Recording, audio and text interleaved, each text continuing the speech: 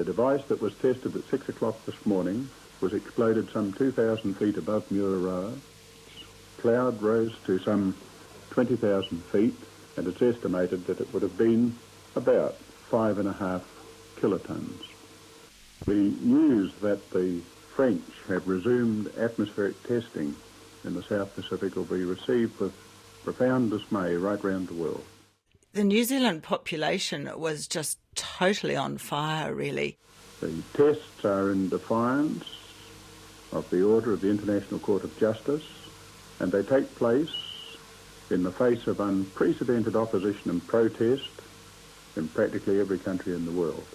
The unions were going out against the French. Kids were doing things at schools. Throughout the nation, people were rallying and coming through with support, either money or provisions or whatever form, to give to any boats that were looking to go. Boats such as the Free. For 7 weeks between May and July 1973, the Free protested against the atmospheric tests inside the French exclusion zone at Mururoa. For much of the time, her crew's only contact was by brief radio messages with the New Zealand frigate HMNZS Otago, which had been sent to the test zone area, along with the HMNZS Canterbury, in a symbolic act of protest by Norman Kirk's Labour government. However, on the 17th of July, the Free's protest came to an end. The protest yacht Free has been boarded by French sailors and apparently taken in tow. In a dramatic move at about 11 o'clock New Zealand time, 3 French warships converged on the Free, 20 miles from Mururoa, and 15 sailors boarded the protest yacht with orders to take it in tow. Repeated attempts to re-establish contact with the Free have failed. This is Sean Brown on board the Otago. But for 19-year-old Anna Horne, her protest was only just beginning.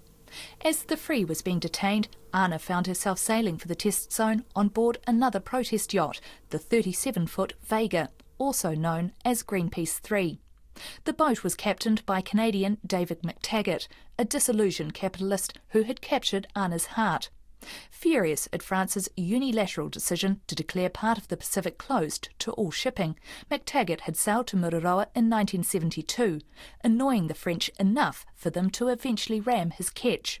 So when the fledgling Greenpeace movement called for yacht crews to bear silent witness to the testing the following year, he decided to return, this time with Anna and crewmates Nigel Ingram and Mary Lawney.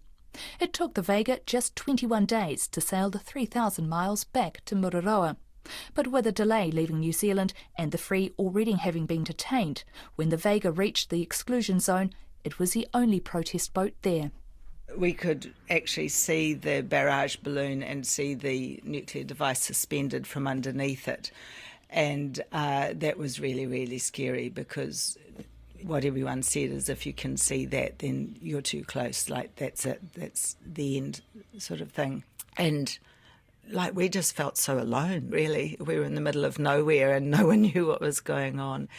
And when I think of the kind of precautions we took, it was so simplistic. I mean, we had these wooden plugs to put in the derades, which are the air ventilation systems in a little yacht. And we were just going to close the doors and go below. I mean, it was pretty pathetic, really. But it didn't take long for the French to make their presence felt once more, and for Anna's actions to make headlines around the world. The third day, sort of late morning, we could see these boats amassing around us, and so we knew that the crunch was coming. We had the engine on, but, you know, we couldn't make much speed, so the boats just came all around us, and they sent over an inflatable with about 7 commandos on board. So, you know, the real tough unit. And Nigel was down below immediately sending an SOS, which we later discovered was jammed, which you can imagine is very contrary to international law of the sea. They just crashed into the back of the boat, starboard quarter, clambered on board, immediately grabbed David and just hauled him into the Zodiac and just beat him with truncheons. At this stage, Mary was on the port side deck and I was up forward with the camera taking photos. And then Nigel heard all the screaming and ruckus. He came up. As soon as he came out of the companionway, he was grabbed and held and also beaten till he was unconscious in the cockpit floor. And, of course, by now I wasn't even thinking. I was just looking at this through the viewfinder and just thinking, breathe, just push the button, wind it on, breathe. You know, it was so horrendous, I almost didn't see it, if I can explain that sense of shock. So then they rushed up the side deck and grabbed Mary and threw her camera over the side, and I shot down through the forward hatch. So we were a little bit cunning. We had a decoy camera hidden in the saloon, but I went into, there was only one cabin with a door, which was just a flimsy kind of thing, and shoved the camera into a hiding place. And, within seconds, they just yanked the door open and hauled me out of there. And, this sort of really scary-looking guy was looking at me, and I could see that he really, he wanted to strike at me. But I just kind of said, "Don't you dare," and I slapped him across the face and turned my back on him and went up the companionway. So that was my only kind of non-violent thing, I guess. But after that, when I came on a deck, Nigel was lying there in the cockpit unconscious, and David was staring it up at me from the Zodiac with blood all down his face because they'd actually rammed his eye with the back of a truncheon, and he suffered glaucoma, for the rest of his life as a result of that injury and other problems. So it was a fairly scary day, that's for sure, and certainly not one at 19 years old I'd ever experienced before. So it was pretty mad. It was sort of the heart of the beast, really. David McTaggart was eventually taken to Tahiti, where he received treatment. Anna, Nigel and Mary were allowed to stay overnight on the Vega before being taken to the atoll of Hao. They all knew that the contents on the hidden camera were vital in showing the world just what they had witnessed and experienced at Mururoa. The trio negotiated with the French that they wouldn't be personally searched, and in a quiet moment before leaving the Vega, Anna retrieved the film and secreted it away. The French said that they were going to repatriate us, so that meant that Nigel, who was English, was going to be repatriated to England.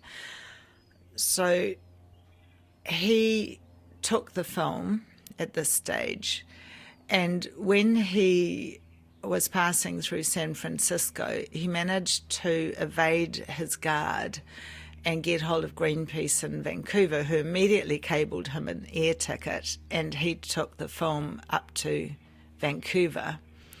And then a day later, Mary and I were repatriated back to New Zealand.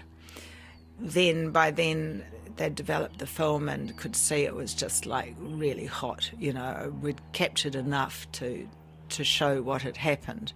The French by now had been saying, David had injured himself, hitting himself with the end of a spinnaker pole or tripping over on the deck and, all this sort of nonsense.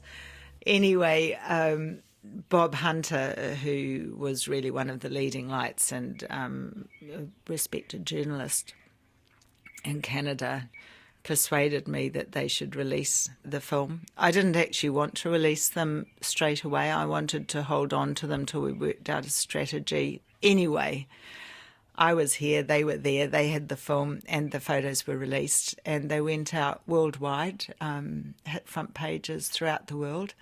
Apart from France, they weren't allowed to be published in France. They finally saw them when we went to court some years later. But it certainly turned the whole thing on its head, and I think that was the beginning of the end, really, for the atmospheric testing. They were real tough guys. So it felt quite good as a little Kiwi chick to sort of get one over them, I guess.